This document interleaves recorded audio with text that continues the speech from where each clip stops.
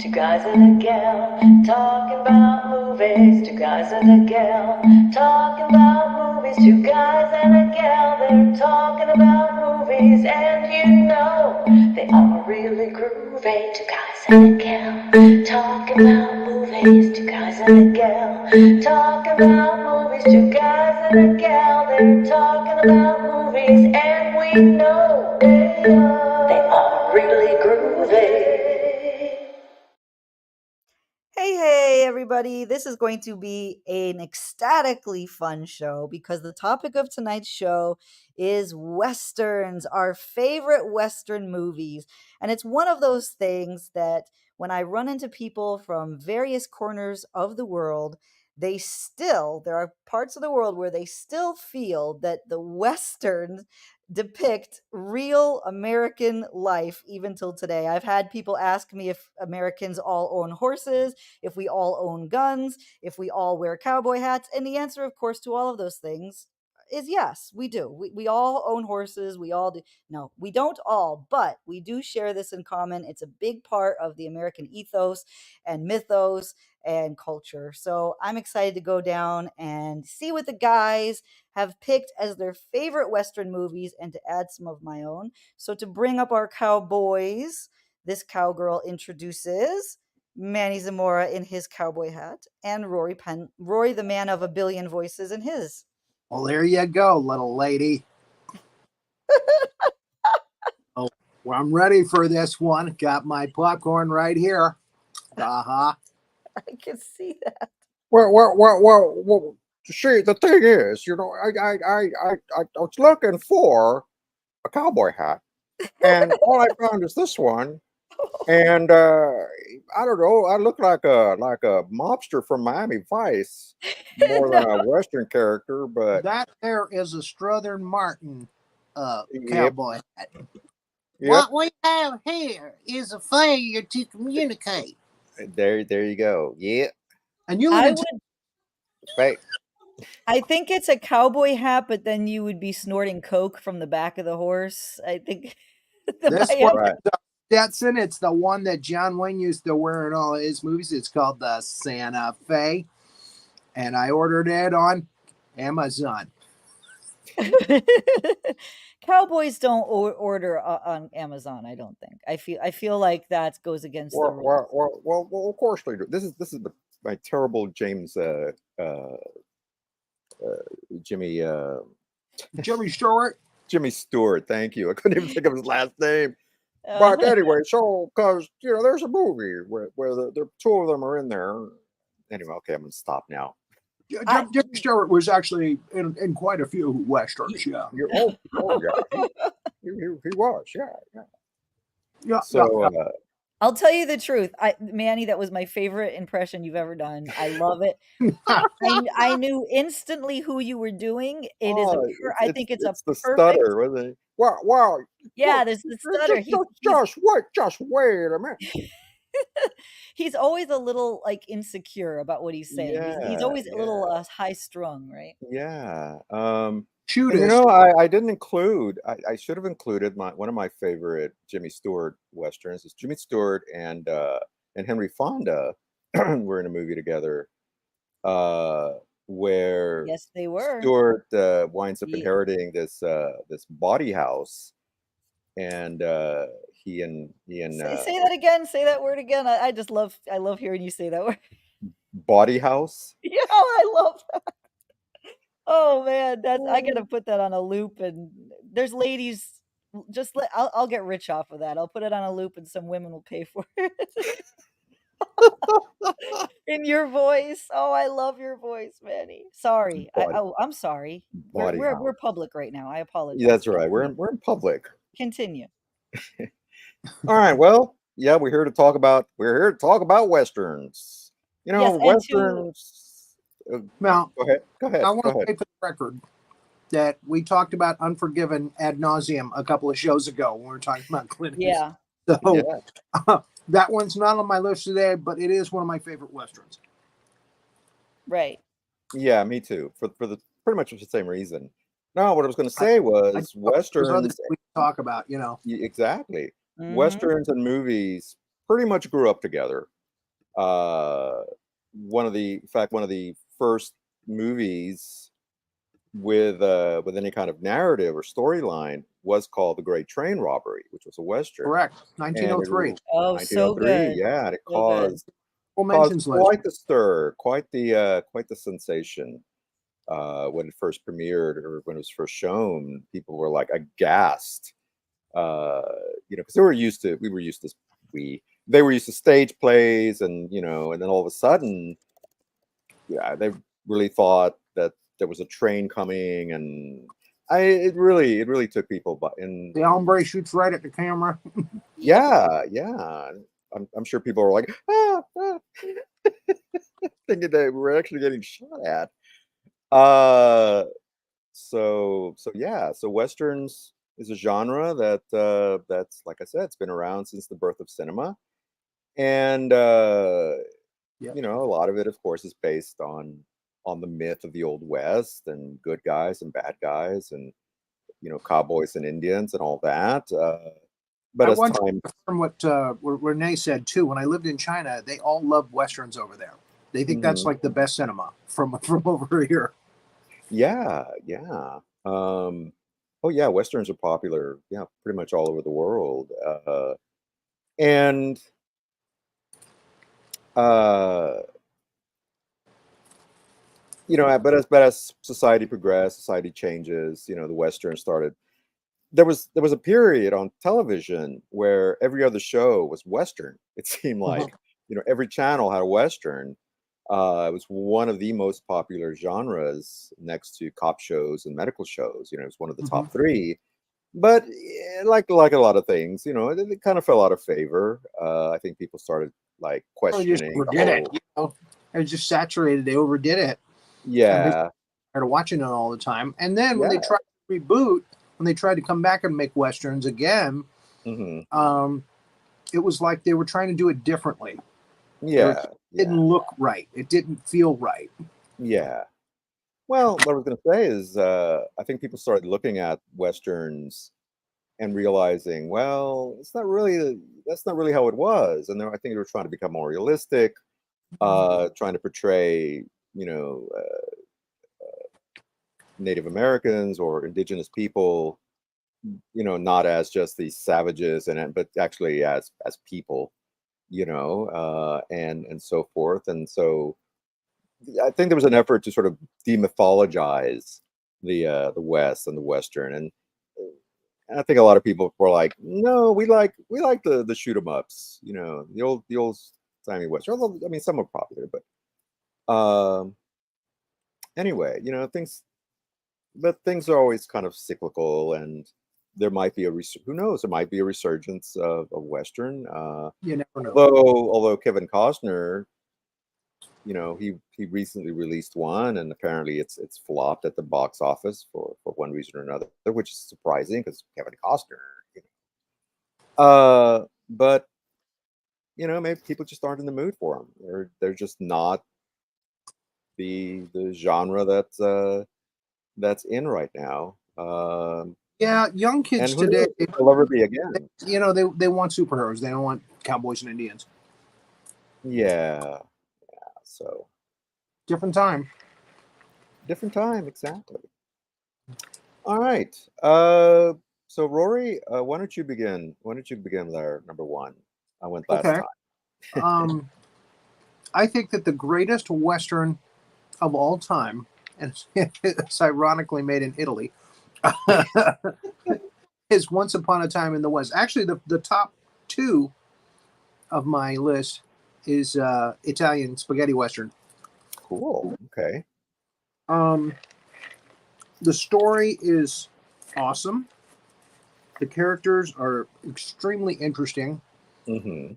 And Hank Fonda plays one of the meanest, nastiest bad guys to ever come down the pike. Mm-hmm. And yeah, he was, Hank Fonda's leading man. You don't think of him as a villain, but in this, oh my God.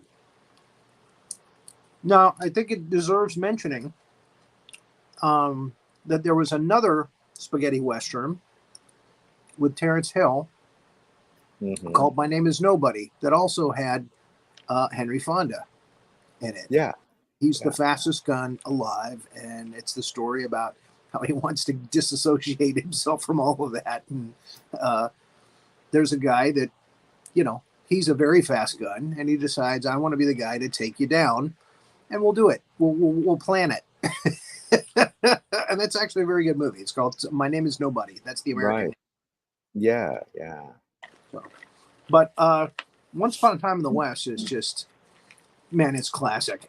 Charles Bronson, never better than in that. It's just got a fantastic cast. Great music by Ennio Morricone. Oh, yeah. Yeah. I think next to The Good, the Bad, the Ugly, speaking of the themes, the theme from Once Upon a Time in the West is just incredible. I mean, one of Morricone's best, exactly, just like you said. And got to mention, of course, Charles Bronson, Claudia Cardinale, Jason Robards, also. Jason Robards is probably the best role ever. Yeah. So, well, I got to be honest. I didn't put any of the spaghetti westerns on my list, simply because I almost feel like that should be its own category. But no, I mean, that's fine. I thought, you know what, I'm going to concentrate on mostly like American westerns movies. Okay. Which are some of my favorites. Although I love spaghetti westerns. Sergio Leone, he knew what he was doing. Oh yeah. And he knew the genre. He obviously a huge fan of the genre. And despite the fact that they were in Italy, he made it work. Yeah. He used Italian actors as Mexicans, and most of those. And every now and again, you would see a Klaus Kinski or somebody pop in. Just brilliant work. And again, all those soundtracks by Morricone. Oh my God, so good. Yeah, so good. I could watch spaghetti westerns all night. Oh yeah. I was going to say something.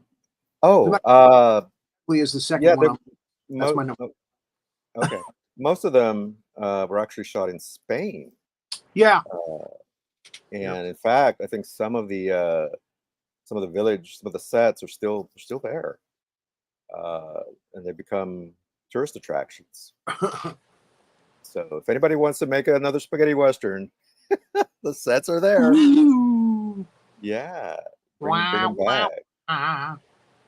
Well, I think what's interesting about spaghetti westerns, and we'll move on from that, but I just want to say this. I think what makes them so unique is that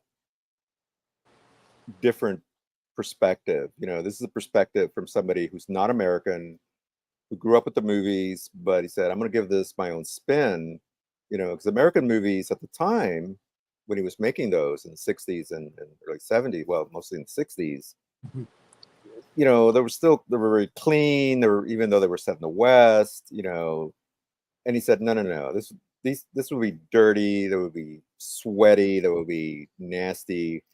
And that's what you get. You get this very grungy look. And plus, you get these men with these craggy, wrinkled faces that you would expect from people in the West, the sun beating down on them. And of course, Morricone or not Morricone, but Leone is famous for the close-up, especially of the eyes. He always focuses on the character's eyes. And that's one thing that I thought about. You talk about Henry Fonda. He made Fonda's eyes just pop. They were I never realized just how blue they were. Yeah. From the cinematography, it's just amazing. But anyway, so good choice. That's a very good choice. All right, so my number one. So very blue, and he used those two. Yeah. Oh, exactly. Yeah. So my number one is The Magnificent Seven, the original from 1963. Yeah. Denzel crap. I'm sorry. Yeah, not that Denzel crap. Yeah, not the remake. It's not a bad movie, but compared to the original, oh my god. Yeah. Oh yeah. And I remember this person that I worked with, it was a coworker of mine, I should say, said that Magnificent Seven, you could smell the testosterone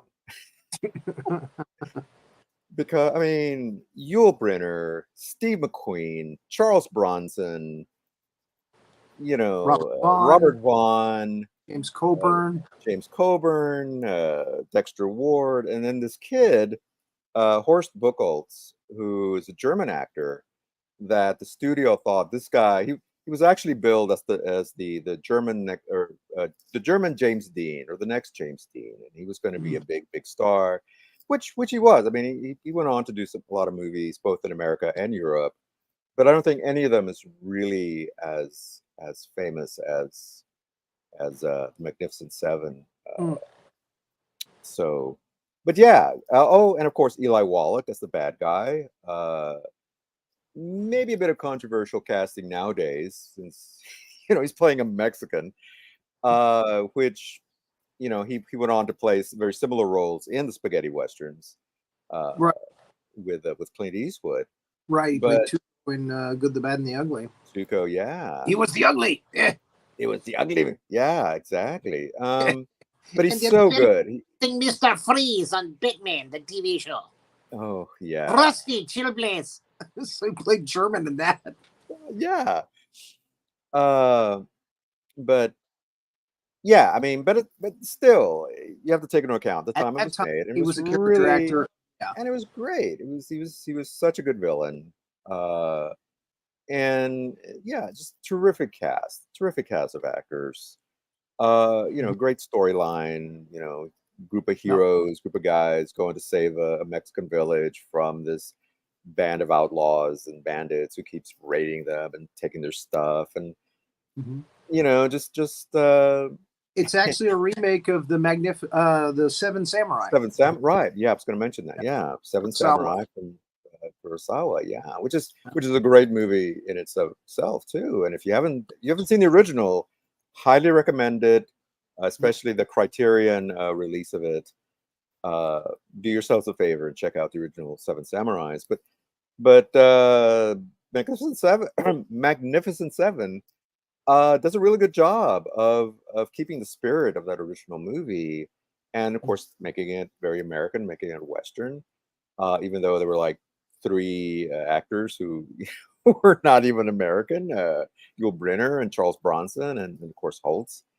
But yeah, just like I said, it is a testosterone fest. Lots of iconic scenes, great dialogue, and Steve McQueen. This is one of his first movies after doing Wanted Dead or Alive, which was another Western, and Robert Vaughn, who was in The Man from Uncle. But Steve McQueen set out to pretty much steal every scene that he could from Yul Brynner, and he always did. He was always doing Right. some little bit of business just to kind of pull focus away from him, and Brynner kind of got sick of it, after a while, but. And so they weren't exactly friends after that, but still, just a great movie. So Yeah, anyway, so that's my number one. I think McQueen said he had to try to do whatever he could to he didn't have a lot of dialogue. So he had to try to do whatever he could to get noticed in scenes. When Brenner took off his hat and that chrome dome shone, in the sunlight, he said, I didn't know what I could do to upstage it. So I would just like take my hat and reach down and get some water and throw it on my head or something. Mm-hmm. and like you said, eventually Brenner kind of got wind or kind of figured it out and just didn't like it. You're trying to see a focus on me. Look, I think you better stop with that. Moses has come down from the mountain. That's right. So let it be written, so let it be done. What's interesting is that Yul Brynner went on to do the sequel, the Magnificent, the sequel to this one, but he reprised his character, although he was given a name, in Westworld of all things, in a sci-fi movie. with Chris, right? Chris. Chris was his name in this one, but they never really gave him a name, and he was just a robot. He was just a gunslinger, I think they called it. Right. And that was interesting because the movie was directed by Michael Crichton, who went on to write, Jurassic Park and all those books. Yeah. Well, he'd already written books, but he wanted to direct, and so he wrote the Right. screenplay, did Trauma to Strain and all those, and so he got the chance to direct and star in the movie, and just completely lucked out that Yul Brynner wanted, actually agreed to do this movie and essentially reprise his role from Magnificent Seven, or at least something very similar. He had the same costume and the hat and all that, but a robot version of that character. So I thought that was kind of interesting. So what was your number two? You said it's another spaghetti the good, the bad, and the ugly. Oh, the good, the bad, the ugly. Yeah. That trilogy, the Fistful of Dollars and A Few Dollars More, and the good, the bad, and the ugly. It was the longest. And again, the other two did not have Eli Wallach, who is really good as Tuco in the good, the bad, and the ugly. Yeah. It's just a more dynamic, more interesting movie than the other two. There's more of a story to it, and the finale is magnificent. Magnificent 3. Yeah, the final showdown. Yeah. For A Few Dollars, they progressively got better, is what happened. Fistful of Dollars was very good.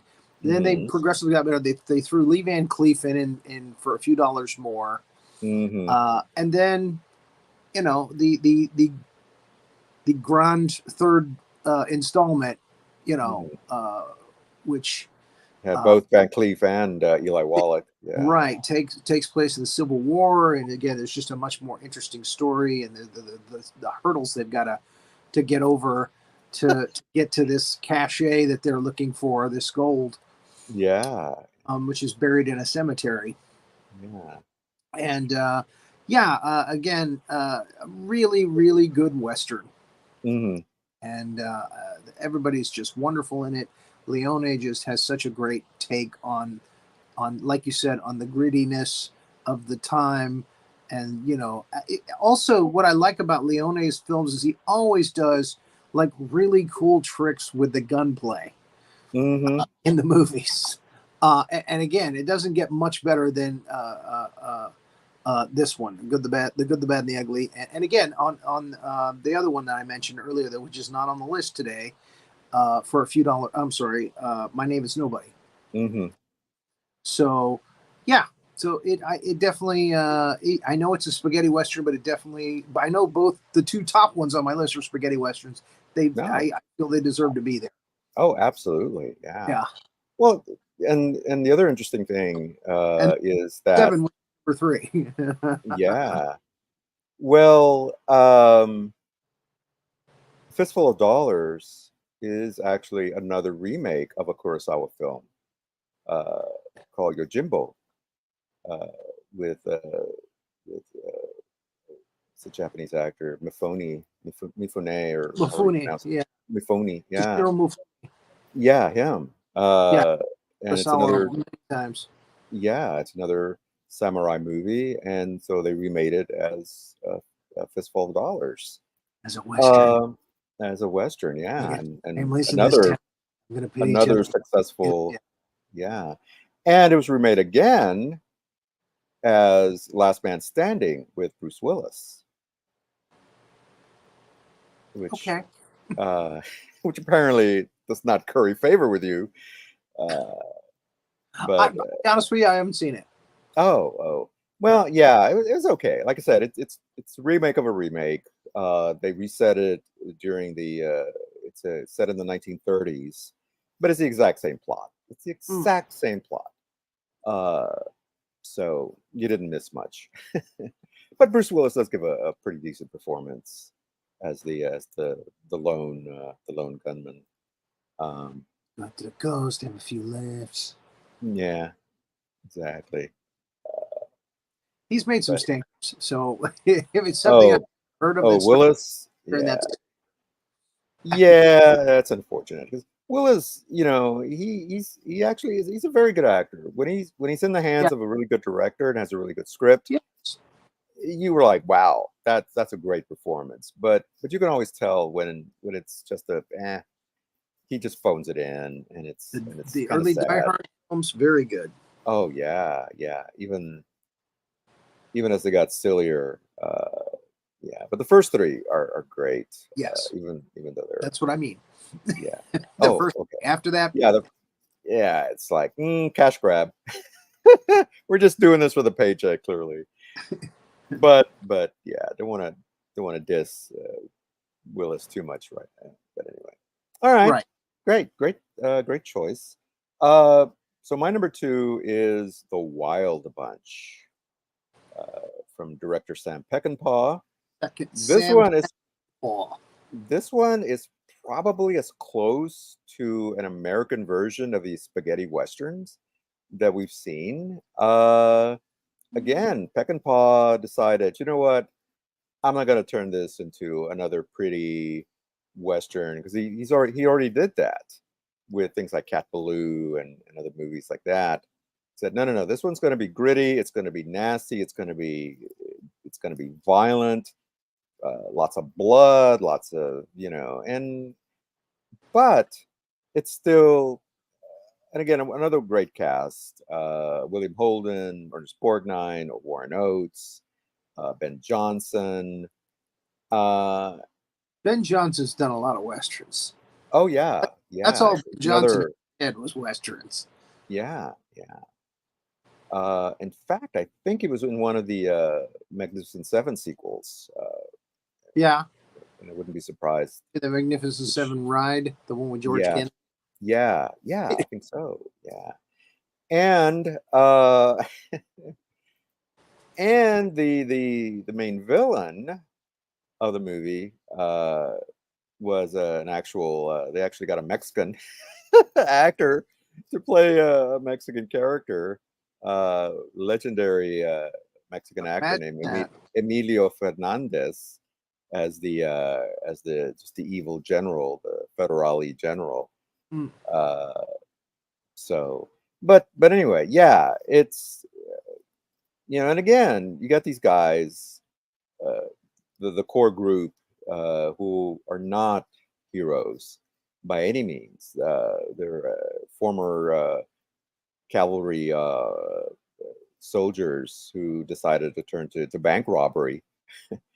And the movie opens with a bank robbery, and come to find out later that there was the money they thought they had run off with was just a bunch of like plugs or washers or something. So they actually came away with nothing. It was all for nothing. And so they wind up going to Mexico, where they wind up in the middle of the Mexican Revolution, uh, and you know, are becoming embroiled with this Mexican general, who winds up killing one of their friends, and they wind up having this. The final confrontation, the final battle, is just one of the most violent things you've ever seen. I mean, it's like, okay, I think Quentin Tarantino must have watched this movie several times because a lot of his shootouts remind me of the final shootout in So I'm watching The Wild Bunch. exactly, yeah. Uh, so, but anyway, so that's my number two. It's just again, uh, kind of an anti-western, if you really think about it. That's a good name for that. Actually, Yeah, that's a good title. That is anti-western. It really yeah, didn't seem like. I mean, it is a western, but it didn't seem like a western to me for some reason. It's kind of an anti-western, like you said. yeah. So even though it's But got people that you expect in westerns, the Dub Taylors and all those character actors are in there somewhere. yeah. Royal Danos. Well, you mentioned Strother Martin earlier. He's Yeah, actually in this movie. So yeah. as this posse that goes after the Wild Bunch, and he's just nasty, dirty, just a just a dumb character, but Mm. yeah. And Robert Ryan's in the movie. He's done other westerns as well. Yeah. So anyway, so that's my number 2. So Magnificent Seven was my number 3. Oh, okay. We've All already right. talked about that. Hey, can Yeah, I play a okay. clip from Magnificent Seven? Sure. Please do. All right, because it was on both of your lists, and of course everybody loves it. So this is after the knife, the infamous, fastest knife in town place. Oh So, yeah. That's so a great. that's a great scene, but Yeah. this is right after it here. So Because if I leave here with empty hands, everybody in this village will answer to me when I come back. You won't come back. You're a Why Jew. not? You won't have any guns. Take them off right now and drop them.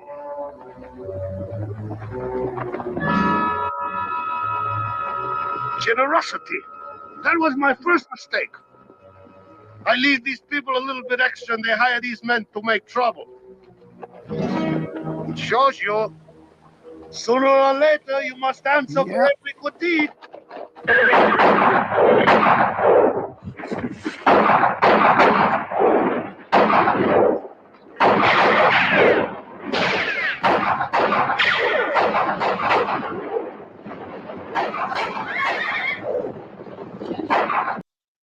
I mean, it's just so cool. I could keep watching it, but it's just so cool. So that to me is like the iconic Western. I love that you both included it on your list because, of course, when I think and when I think the rest of the world, when we think of a Western, that scene, that's what it is.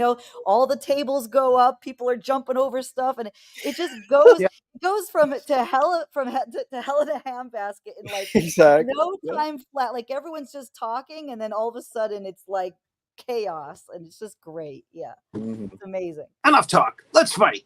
Yeah, like there you go. So Exactly. Yeah. and Manny, that's what it's It's like not when you the live in the So-So West, Seven. It's right? the Magnificent Seven. That's why it's on both of our lists. That's why it's there, and of course Right. the amazing cast, and everybody is just so recognizable. Everybody's Mhm. iconic. I Mhm. can't believe they tried to remake it. I tried to watch the remake, and I had issues. I just couldn't do it, and Yeah, it's I saw goofy. Denzel Washington in a remake of it Yeah. might be good. I was lightly amused by D'Onofrio's character, but other than that, Yeah. yeah, With that I just weird high pitched voice. I know. yeah. Well, I think it was supposed to be playing a real person, but It was confusing. It was and confusing, it was baffling, and yeah, I couldn't finish it. It was just I couldn't It figure it out. wasn't what we just saw in that clip. That's for sure. No, it exactly, wasn't the cool, exactly. iconic, and I also love the colors, by the way, in these movies, the beige, the Hmm. rustic colors. It All just the earth puts you tones. Yeah. instantly, Uh, yeah, it's like you're out west. Before we move on, I wanted to say, because Manny opened the door here, I know this is silly. I know it's silly, but two of my favorite westerns are Cat Ballou and City Slickers, which I know they're not real, I know they're silly. I know they're but when I think, I love how they give an homage to the movies that you guys are listing right now, and so Hmm. those are kind of a gateway to people who haven't really gotten into. I got into westerns because I love Baloo Cat definitely Ballou. deserves a nod, if for nothing Oh, else, for Lee Marvin's Lee roles in it. Marvin. Yeah. Oh, Lee Marvin. He got the Academy Oh. Award for it, and he deserved it. Yep. Oh, he just Exactly. he is beyond the beyond in there. I mean, in his transformation as he goes through this, where he's getting his mojo back, and you see his Hmm. whole body change. He's such a great actor, and that was my introduction to Lee Marvin when I was a kid. I said, Yeah. "Wow, I've got to. Who is this guy?" And it's like, well, he's famous. So Yeah. yeah, incredible stuff. And then City Slickers was just so great because they did all the, they sort of did a nod to every little iconic part of every western and made it funny and gave it heart, and the whole Billy Crystal sort of Billy thing. Crystal. Yeah. So great. Yeah. So I just wanted to bring those up because you mentioned Jack Cat Palance. Ballou. And Yeah. Jack. Yeah. Exactly. Jack Palance, the grizzled old. It's so good. I crap bigger than you. Palance is actually, and this was on my list at one time. It was in Shane. I'm sorry, I said Shame. That's the Western. That's the cowboy from Batman. From Batman. Yeah. as the villain. He's one of the best Western villains as his gunslinger in Western history, and it definitely deserves a mention. But Alan Ladd, too short. Yeah. Stand on boxes. That's at a stand on boxes. Yeah. From the hip, which is too low. Yep. Damn, he hit me in the ankle. Well, that ain't fair. Yes. But that that just reminded me of another really funny Western spoof that I wasn't thinking about when I made my list, and that's Rustler's Rhapsody. Yeah. Where he kept shooting people in the hands. the good guy. Yeah. There's a British actor that plays Blackie in that, and he's so great. He just has one short scene, where he goes in and he's like, "Well, I'm gonna have to shoot you in the hand then. You're gonna shoot me in the hand." Just his reaction, and he shoots him in the hand like he says he's going to, and the two guys behind him that are with him end up shooting him in the back by accident. So that scene alone is worth watching that movie. A lot of fun. Yeah. Tom Berenger. Yeah. G.W. Bailey as his sidekick. Mary Lou Henner. Andy Griffith. They make fun of the spaghetti westerns in those, and there's a lot of great spoofery in that. It's no Blazing Saddles, but it's a fun watch. Yeah. I actually kind of forgot about that one. I haven't seen it in a while, but Yeah. But yeah, Blazing Saddles. If you're going to talk about Western spoofs, Blazing Saddles is on my honorable mention list. it's what. It had to be. Yeah. I couldn't top 5 in good conscience, but I definitely have it on my honorable mentions list. Yeah. All right. What are we up to? Number 3? Number 4? We need your number 3.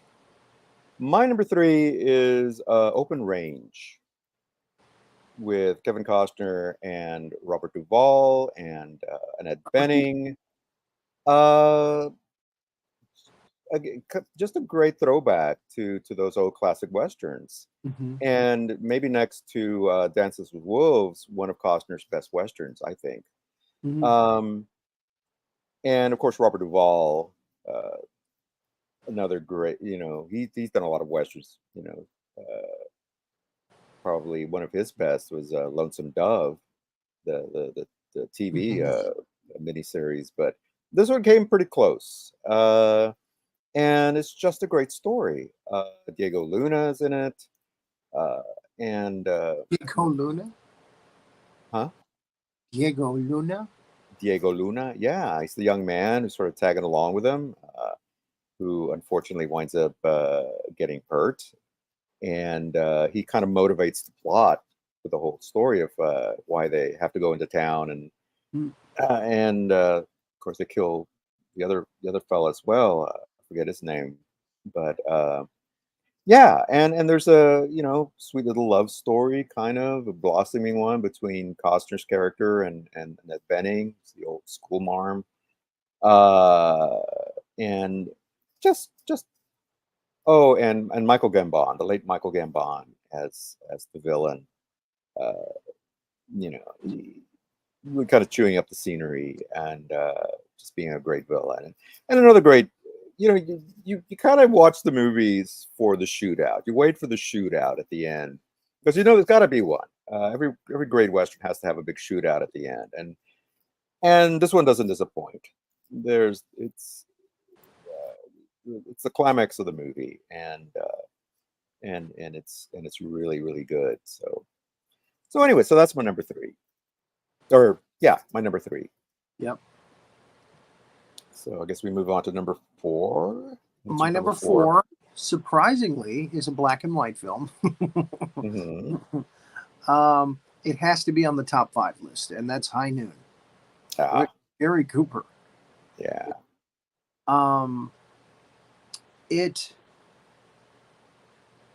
When you think westerns, old westerns, that are iconic. High Noon's got it. Is on everybody's list. It's it's kind of a slow burn. It's played well. It paces along very smoothly. Good performances by all the actors. Great Grace Kelly and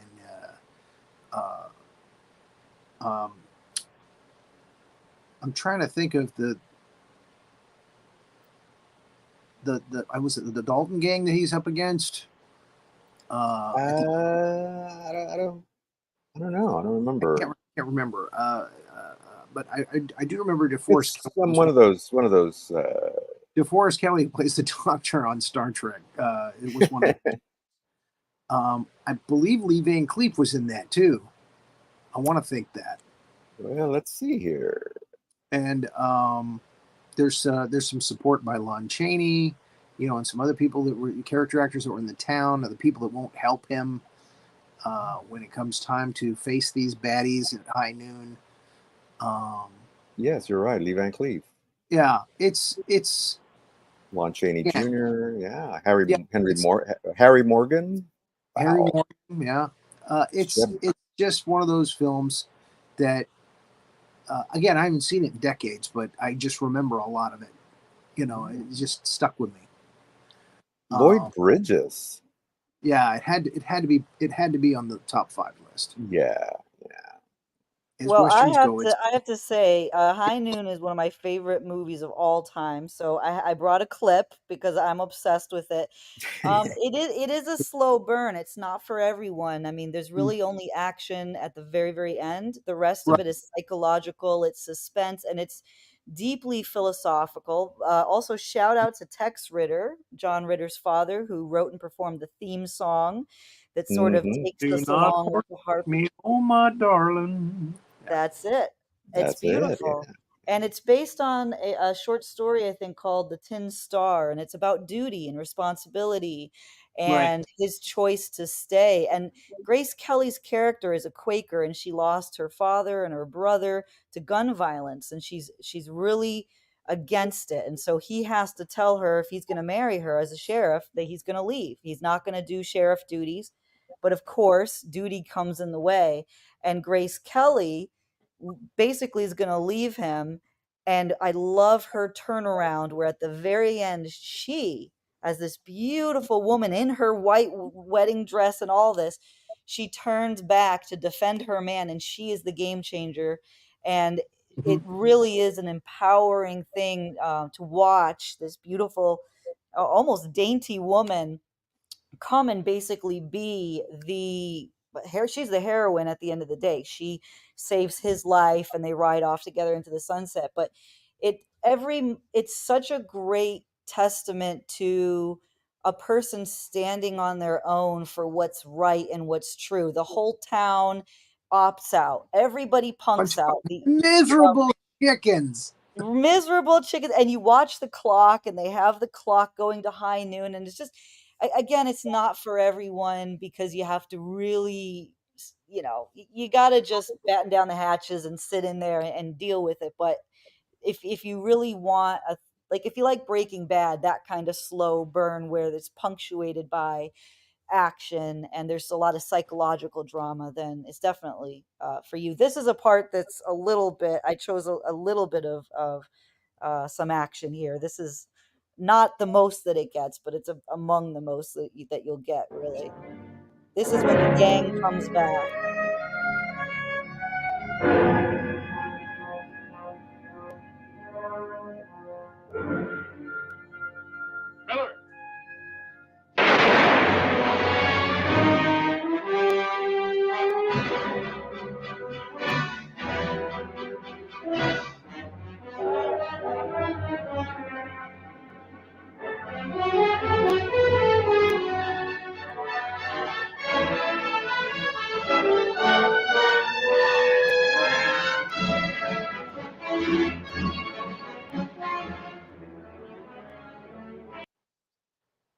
I don't want to play any more of it, but I do want to say when you think of and you hear the iconic theme song, like building the tension building, when you think of the dramatic turn at the end of a Western, you don't think Grace Kelly running in a wedding dress.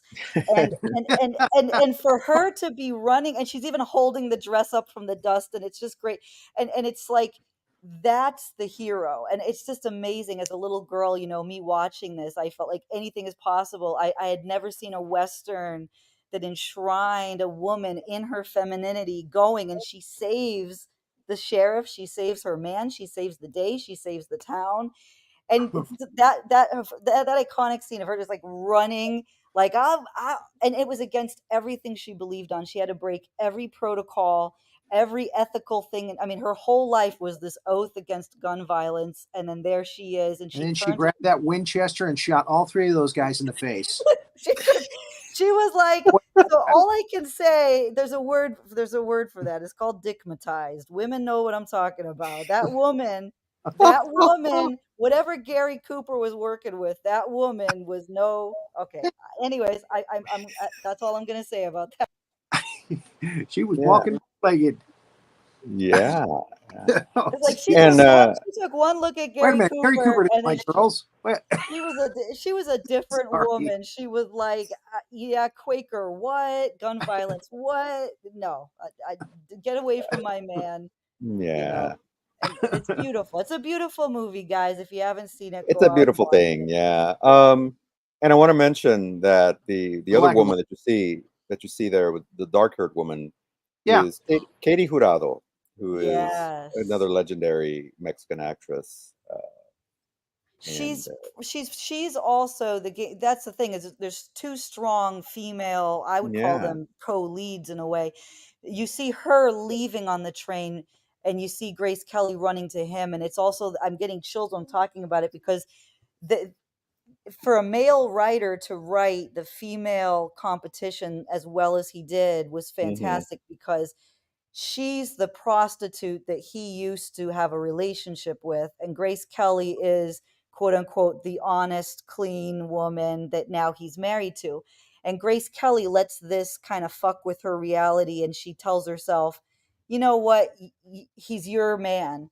And it's this great moment where she says to Grace Kelly, no, he's yours. Like he's your responsibility. If you want to save his ass, you better go save him, because he is not my responsibility. And it's the women sort of making the decision of who's going to save him, because they kind of know he can't save himself.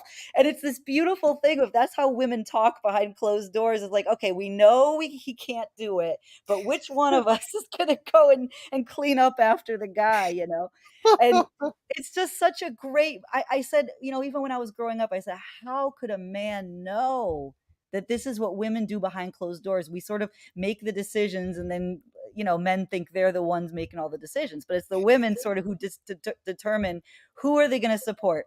Who, you're responsible for this guy, you're responsible, okay, who's responsible? It's like the women are the adults, who's responsible? And it's just, I love that they wrote that in, and it I don't Yeah. know. And In the this movie is 1950s of all things. Yeah. I was going to say, this is in the 50s. It's in black right. and white, and Yeah. it's a Gary Cooper thing, but goodness gracious, those two women rule the cast, I think they're the game changers. They're the action Wow. players. Yeah. Yeah. Fantastic. Mhm. Fantastic. Had a profound hold on you. Oh gosh, Yeah. I've watched this movie so many times. Like, there was a time in my life, Rory, we would walk into my house in Athens, Georgia, and that movie would just be on a loop. People just would have to deal with it. It was just there on a It's loop, just Doing there. again, girl. Oh my It's goodness. fantastic. And that Yeah. song, that iconic Oh Tex yeah. Ritter song is just great. Yes. And the drums that carry the suspense and take you from there's also a comedic scene, and it's not supposed to be comedic, but because the town shuts down because the gang is coming back into town, it's a terrible time, and it's like terrorism. They're traumatized, but they go to the school kids, and of course they let school out because you can't have school when the gang is coming to shoot up the town. And there's this funny scene where the kids just all are screaming happily, and they go off to run and play, and they're all like, yay, school is canceled. And I always thought that was weird that they put that in there. It's not supposed to be funny, but it's kind of funny. Anyways, all right, I could talk about this movie for an hour. I'm done. I promise I'm done.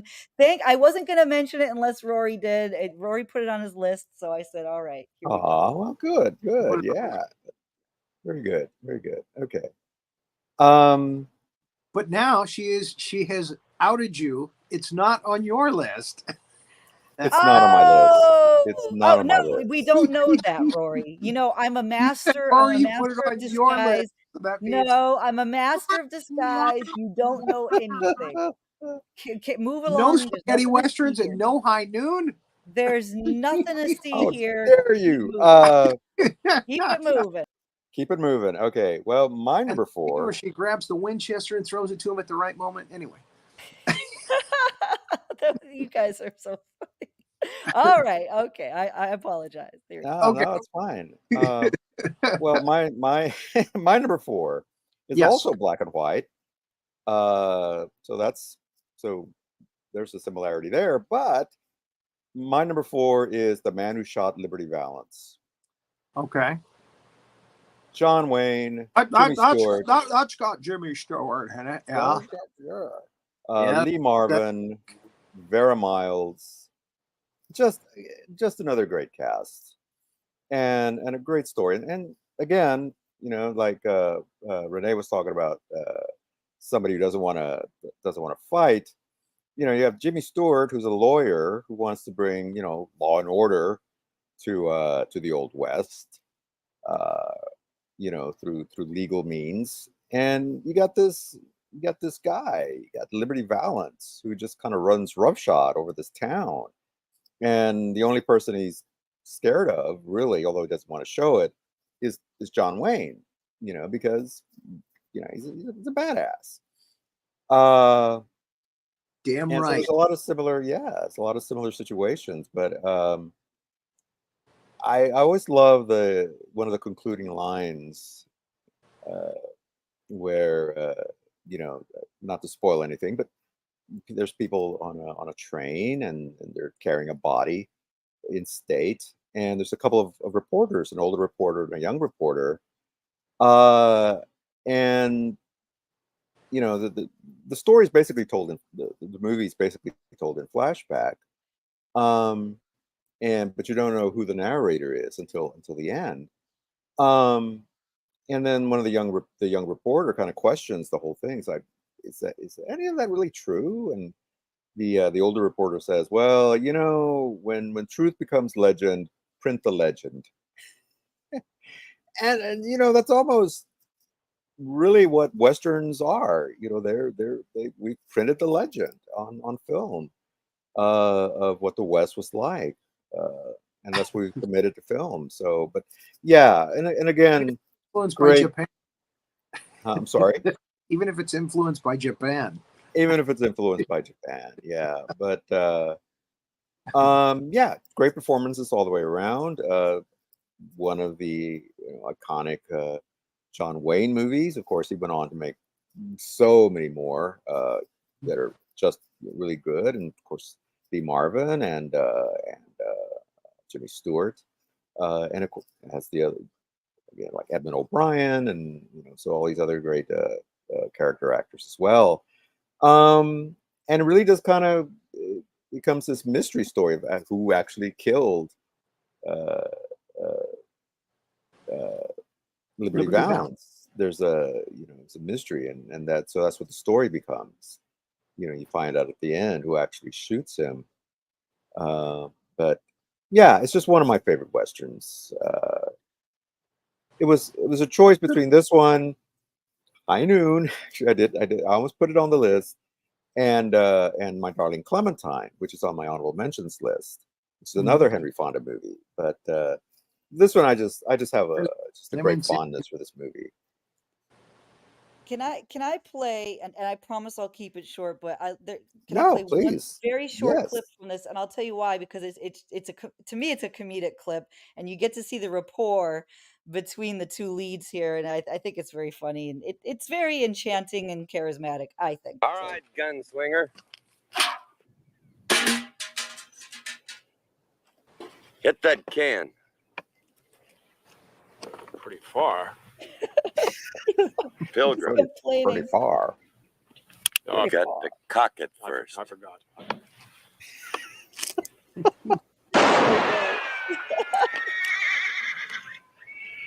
Balance it light in your hand.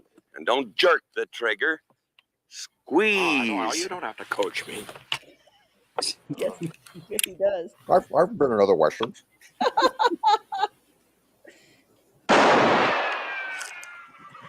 Bobby, bring me those cans. It's just so great. Gonna There's need more so much cans. humor. Oh, the two different affects, their accents, their personalities. I just seeing them next to each other is Yeah, that blows my mind. Yeah. yeah. And there was Woody Strode was the other guy, the one Okay. with the paint cans. But Throw yeah, the paint they parodied that scene in Million Ways to Die in the West with Seth MacFarlane and Charlize Theron Oh, great. trading the whole.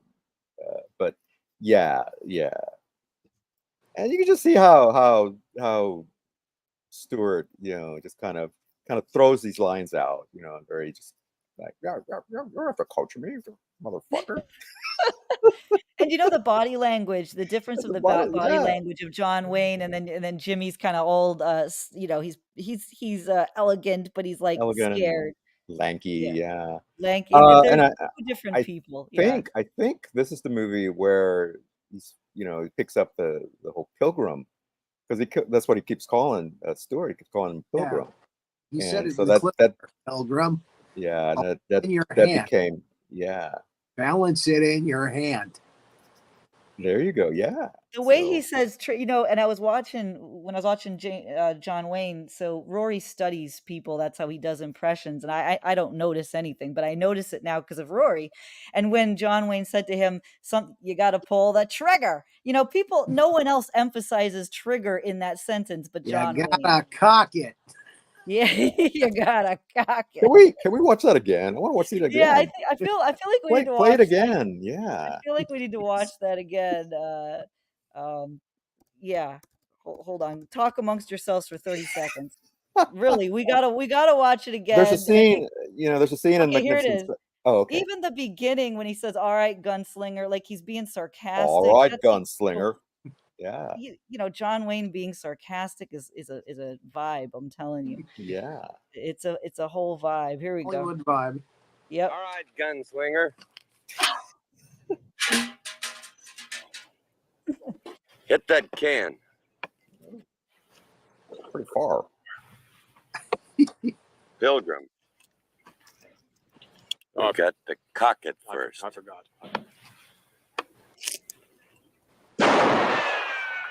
Well, you can kiss my ass. Balance it light in your hand. And don't jerk the trigger.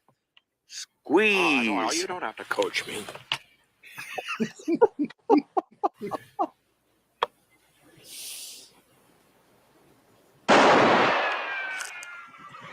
Bobby, bring me those cans. He's bringing those. That's what he's so done, and the fact that he's irritated is just great. I love Yeah, it. you can just tell he's thinking, oh fuck, we're gonna be here all day. We're gonna be here all fucking day with this lawyer, this professional. This Pilgrim. Oh Pilgrim. gosh, Oh, Pilgrim. Oh gosh, it doesn't get any better than that. Get the bigger cans, David. Get the bigger cans. Oh, seeing You see that barn over there? Seeing I John want you to hit Wayne the get broad side missed. of it. Oh, How man, did you miss that? how'd you miss the side of the How barn? did you Like miss in the side of the Cavaloon? barn? Broad side of a barn. Oh my god. This segues into my number 5 actually, because it's 2 films by John Wayne. I had to put John Wayne on the list on the top yeah, 5. of course. So Be Rio un-American not to. Rio I'm sorry. Bravo and the Sons of Katie Elder. Mm-hmm. And I'll tell you why. Because I love the chemistry between Dean Martin and John Wayne. They're like the Rat Pack in the West. So, delightful movies, a lot of fun to watch. Again, you get some comedy and you get good Western action as well. Great movies. So that's my number 5. Nice. Yeah, Sons of Katie Elder. And you also mentioned Rio Bravo. There's a Rio couple of, I always Bravo. confuse it. Rio Bravo and Rio Lobo. I always couldn't get those because Right. they lots of. Now Rio Lobo is the one Movie. with Robert Yeah. Mitchum, right? I think Rio Lobo is Mitchum. Yeah. Yeah, Rio it's Bravo is got Dean Martin. Dean Martin is the Martin. alcoholic, and he's trying to get on the wagon.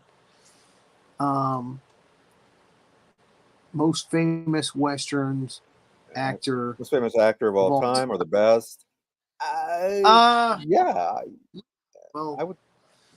He's certainly known for his westerns. Yeah. Yeah, I think when you think westerns, I think people do think John Wayne. John popped your head right away. Yeah. Yeah.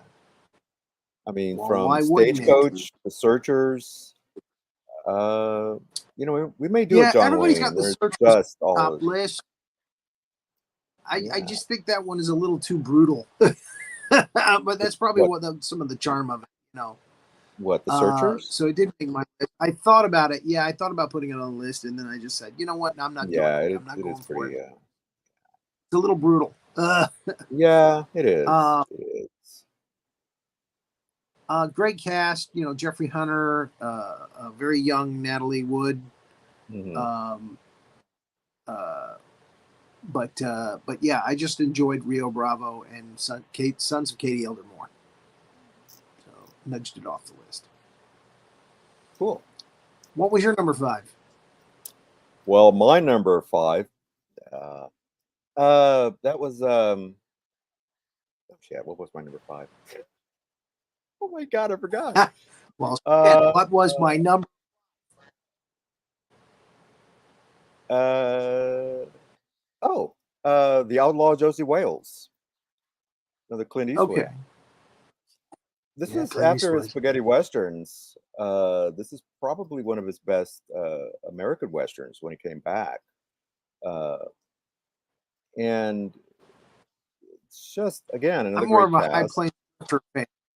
Well, yeah, High Plains. No, I agree. High Plains Drifter is good, but that seems more. This one kind of, I don't know, nudged it a little.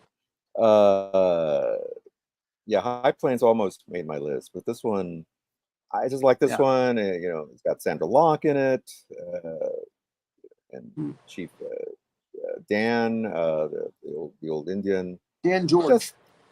Dan George, thank you. Just classic Western. John Vernon as the bad guy. It's a great Western. What can I say? The Dean House. Yeah, the Dean from Animal House is the bad guy in this one. And Eastwood's man, I think between John Wayne and Clint Eastwood, I think those guys pretty much dominate Westerns as far as, when you think about Western, you either think Clint Eastwood or John Wayne. Eastwood, of course, did, besides the spaghetti Westerns, you mentioned High Plains Drifter, and some that maybe weren't as good, like Hang 'em High and stuff like that. But that had Bad Hango. Yeah, that's true. And Alan Hale Jr. Of course, he went on to do Unforgiven, which is probably another great Western, which, just because we talked about it so much in a previous episode, that's the only reason why not to talk about it today. Haven't talked about it. Yeah, because we kind of but it is one of the great Westerns. Mentioning some of the TV shows that came out. There were a lot of them in the 60s. The Gunsmoke really started all of that. Yeah. And then you had Bonanza, like she said. You had Have Gun Will Travel. The Rebel. Oh my God, there were just so many of them. The Big Valley. Yeah. High Chaparral. Right. Wild Wild West, even. Wild Wild West, yeah, which is more of a. Yeah. Yeah, I wanted to say, Oh, sorry. Go ahead. No, Go no, ahead, it's Renee. okay. No, I was just gonna say to Julie, yeah, Julie, I was my gateway was Bonanza, and I Mhm. absolutely just I still do. I still watch Bonanza. I love it, all of the Adam Oh, episodes. Yeah, it's just great. I love everything about it. So the culture really, TV and movies. I mean, how many years do you guys think it was really controlling the airwaves? I mean, Americans were watching this stuff At least 20 years. at I least would say 20 it's 60. years. I mean, Gunsmoke 50, had like 50s and 14 or 60s. 15 seasons. Yeah, one of the Wow. longest Uh, running. when it came down to time to cancel shows in the late Mhm. 60s, Gilligan's Island got canceled after its third season because the guy who was the head of the network, his wife was a Bonanza fan. Or Oh, no, I believe no, no, it. his wife was a Matt Dillon, Gunsmoke. Gunsmoke. Gunsmoke fan. Gunsmoke. Yeah. Yeah. I I my believe it. favorites, I'd say were actually kind of short-lived, but my favorites was always Have Gun Will Travel and Yeah. I with love Richard uh, Skipper. yeah, So good. So good. and the one with Steve McQueen, Wanted Dead or Alive. Oh, and The Rifleman. That actually, The Yeah. Rifleman is my Oh, wow. Love that. Chuck Connors, great theme song. Yeah, So and good. All that stuff still stands the test of time. I'm serious. Like, if yeah, you Yeah. go oh back yeah. and you watch that stuff now, you will love it. I think kids should go out and watch that stuff. It was really riveting and good television, and these Hmm. movies are just fantastic that Yeah. not I love them. I think they're still So, relevant, so. so we're at an hour and 6 minutes now. We're just gonna do our honorable mention. Uh, so I'm gonna do mine real fast. Little Big Man with Dustin Mm. Hoffman, Okay. Dan Yep. George.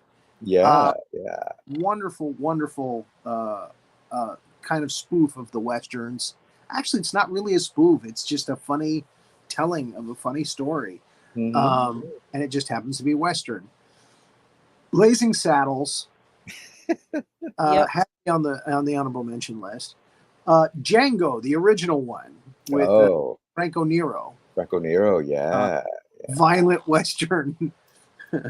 yeah. High Plains Drifter, we mentioned. True Grit, the original True Grit with John Oh, Wayne. John yes. Wayne. Yeah, yeah. Yes. That was another I've life never changer been for me. called comfortable before. So good. So good. Rooster Cogburn was the sequel, but even though it had Kate Hepburn in it, it wasn't as good as the original. Yeah, And the Great Train Robbery from 1903. I mean, it had to yeah, take we had to give a nod to that. yeah, yeah. Good, good, good, good. Well, the thing David is about asking. David was asking about the new Django, Quentin Tarantino's movie. Did you guys like that? Uh, I liked yeah, it. It's a good movie. yeah, Yeah. yeah. It's not that's not a bad movie. Yeah. Yeah, I gotta Christoph say, Waltz. One, I like Christoph the Waltz. fight Yeah, in the original one more. yeah. I You gotta know, say, I think I like Hateful Eight better if you're gonna talk about Tarantino's westerns. Mm. But because it was, I don't know, it's just no, they're both good. Uh, a okay, Lone Ranger. yeah. Oh, the Lone Ranger. Yeah, Yeah, the TV show, not the movies. yeah, yeah, They yeah. still haven't done a good movie for that yet. They still have not both. Yeah, both of them are not very good. Okay, so my honorable Oh, did mentions, just somebody say quickly. it's not? So did somebody say they're not very good? Because I was gonna say, I had something to say that. Ah, but it's not as bad as Death of Yeah, Smoochy. It's not as bad as Death to Smoochie.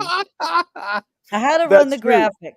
I Oh, just thank had to you. run. Bless I've been you. waiting the whole time because we were talking about the remake of Magnificent Seven, and I was waiting for another bad Ah, movie to come. And And I said, bam, and it's I don't bam. not know. as I don't bad as know. Death. That 70s version might even be worse than Smoochy. There you Yeah, go. There you yeah. go. It's not as bad as Death to Smoochie. All right, Oh, and I carry gotta on. say, there was actually a TV series based on Magnificent Seven for a while with Michael Biehn as the lead.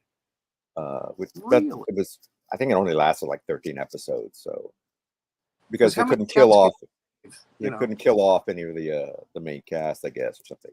Which, All right. So quickly, my honorable mentions: Butch Cassidy and the Sundance Kid, Yeah. My Darling Clementine, Tombstone, True Grit, the original, and Tombstone. I like the remake. Oh, I like a the Tombstone. Joel I like the Coen Brothers remake, and Silverado. We didn't mention Silverado. I thought that was a really Yeah. cool western. Silver No, I just they were trying too hard, I think. That one didn't make it for me. okay. But Yeah. yeah. Did And we mention just to that kind of cover Cohen? my bases, I said, and too many more to mention, Yeah, Yeah. too many more to which would mention. include High Noon.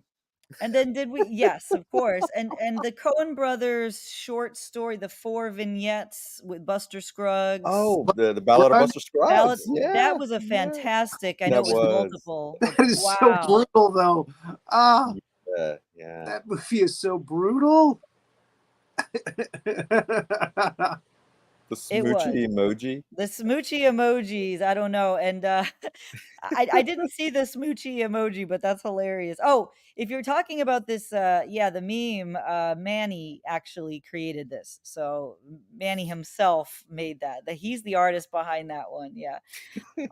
And David asked if you've ever done a movie, if you've ever done a show about the worst movies of all times, guys. Have you ever done bad movies? Oh wow, No, but that's not a bad idea.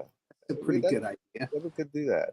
And I also want to do a John Wayne. I think we'll do John Wayne in a future episode because I Yeah, think he 'cause a lot of deserves. movies we didn't he de- mention. Yeah, Yeah, he deserves a show on his own because there's so many great ones. yeah, that's right. And maybe some of the other ones as well, like Jimmy Stewart and so. Did a lot of We Hitchcock. can do more. We'll do more impressions. So all right. Well, that's our Some Western political theme. movies too. Yeah. So Jimmy Stewart had gone into if Mr. Smith had gone into Washington today, he would just be like, "Well, you guys are doing nothing. You people suck." I know. Yeah, you couldn't make that movie today. It's another one you couldn't make today. It would be an entirely different guy. See, Smith would be more of a I think he'd be more of a Bernie Sanders type character if they did it today. Mr. Sanders goes to Washington. There you go. Yeah. There it is. There it is. Yeah. So I did that impression wearing a John Wayne outfit. there you go. Did a Bernie Sanders impression dressed as John Wayne. That will never happen in my lifetime again, I guarantee you. Yeah. So what are we doing next week? Well, if it's we're talking about John Wayne just now. I don't know. Is it too soon? Can we go ahead and do Wayne next week? Too soon? Too soon? Since it's fresh in our minds, and get back to doing another actor. Will it do? No, not too high. I'm sorry. I could certainly do it. That's up to you. We've done Clint Eastwood already. Yeah, we did Eastwood, so yeah, let's do Wayne. Why not? John Wayne. Yeah, he did other things besides westerns as well. So He did a lot of war movies. war movies. He did a lot of movies. He even played Genghis Khan in a film. Well, that's the one that killed him. Not going to be on our top 5 list. That's the one that killed him, basically. Well, that and of course smoking like you got a day or something. Advanced. It just took out Agnes Moorehead.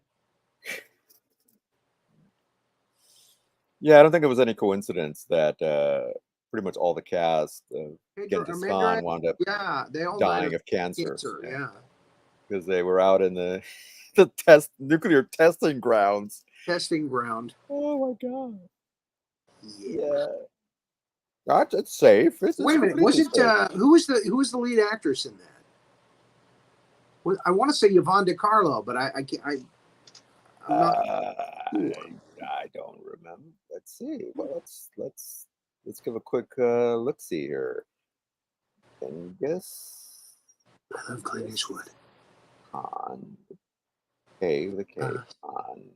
The cast. I've already done that show. Go back and look it up.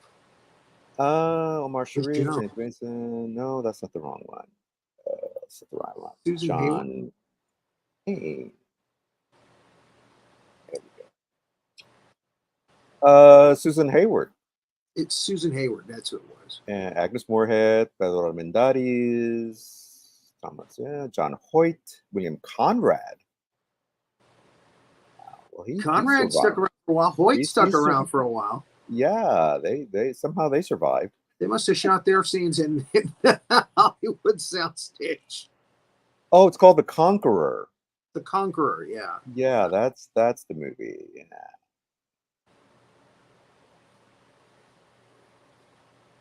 I don't think Susan Hayward died of cancer, did she?